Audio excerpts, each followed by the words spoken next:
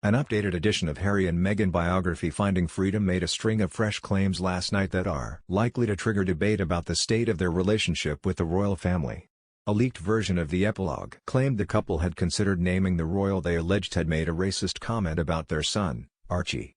That some royals were quietly pleased the Duchess of Sussex missed Prince Philip's funeral and that Prince William was furious about their interview with Oprah. The new edition, due to be released on August 31st, the 24th anniversary of Princess Diana's death, also said the Sussexes had no regrets about quitting their royal roles and that Meghan found her explosive Oprah interview cathartic and liberating. Buckingham Palace did not comment on the book's contents when it first emerged last year, and last night a spokesman declined to comment on the latest claims. Lawyers for Harry and Meghan have distanced themselves from Finding Freedom, describing it as unauthorized, and saying the authors did not speak for our clients and seem to rely on unnamed sources. The book's authors meanwhile, have said that Finding Freedom is independent and unauthorized and have also claimed that the couple did not speak to them about its contents. Last night, the Daily Mail contacted HarperCollins, the publisher, for comment but did not receive a reply. Oprah fallout. Meghan plunged the monarchy into crisis after telling Oprah Winfrey that an unnamed royal had expressed concern about Archie's skin before he was born. The epilogue reveals that a source told authors Omid Scobie and Carolyn Durand that the Sussexes had considered naming the family member, but had ultimately decided not to. It also claimed that sources close to the Sussexes had said that the royal family's reaction to the allegations made by the couple was not positive. The source told the authors that there had to be some acknowledgement about what the Sussexes went through for there to be progress. The criticism came after a carefully worded statement from the Queen following the controversial Oprah interview, which expressed concern for the couple but insisted that some recollections may vary. In the updated edition, the authors write that the unaddressed allegations have continued to threaten the royal family's image around the world and could no doubt bring down the monarchy. Sources told the authors that the Duke of Cambridge was said to be furious after the interview because private family matters were being discussed in the public domain. Days later, Prince William firmly told reporters that the royals were very much not a racist family but, according to the book, he is unlikely to ever comment on the claims again. The updated book claimed that although emotions within the royal family were still raw over the Oprah interview, it quoted a source close to the couple saying the couple's intervention could force people to talk in order for the healing to begin. Philip's funeral. The book details how family tensions were put aside after Prince Philip died in April. The Duchess of Sussex, who was pregnant with daughter Lilibet, was absent from the funeral after doctors refused her clearance to fly. Authors Scobie and Durand wrote that Meghan had hoped to return with Harry but added, in truth, several members of the royal family are understood to have been quietly pleased that Meghan stayed in California because they didn't want a circus or, commented a senior royal source, the Duchess creating a spectacle.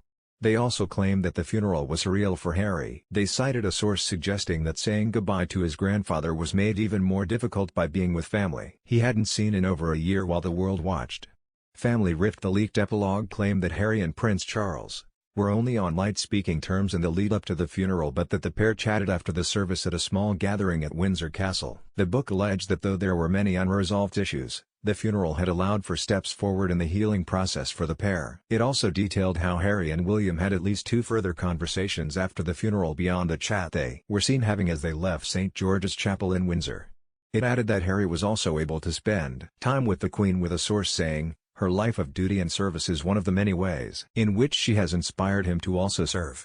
Bullying claims. The new version of the book claimed Harry and Meghan felt courtiers were still trying to undermine them after Megxit by leaking information about them, including allegations that Meghan bullied staff. The book pointed to allegations, which appeared in the Times in March ahead of the Oprah interview, from royal aides claiming Meghan had faced a complaint she bullied staff, driving out two personal assistants and undermining the confidence of a third member. The Duchess denies the claims and Scobie and Durand said the attempt to discredit Meghan by those who used to be in the couple's inner circle served as a reminder to the Sussexes that they had made the right decision to leave.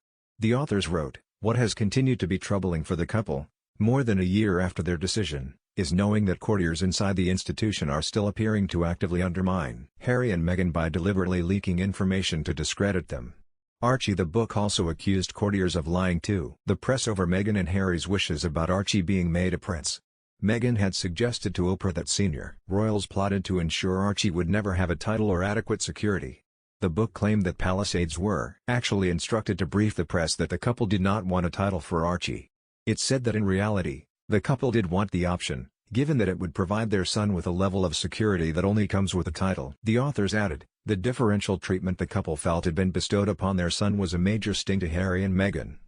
But long-standing rules, laid down by George V, mean that the title of HRH passes only to the children of a sovereign and their grandchildren through the male line, meaning Archie will be given a title when his grandfather, Prince Charles, becomes king. No regrets. Despite the fallout from Megxit and the couple's explosive Oprah interview, the book claims that the Sussexes have no regrets. A friend of Meghan told the authors that she found her interview with Oprah cathartic. The friend added that all the things she had kept to herself or been too afraid to say she felt safe to finally share. It was liberating. The book also claimed that Harry and Meghan had a low-key second wedding anniversary in May 2020 when lockdown restrictions were imposed in California, and celebrated with a Mexican takeaway.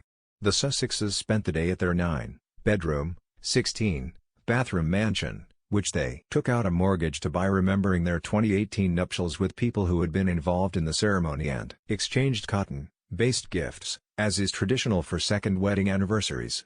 The authors also offered a new take on Harry's financial situation in the run-up to their departure from the UK, saying if the couple had not had Harry's inheritance from his mother, they wouldn't have survived.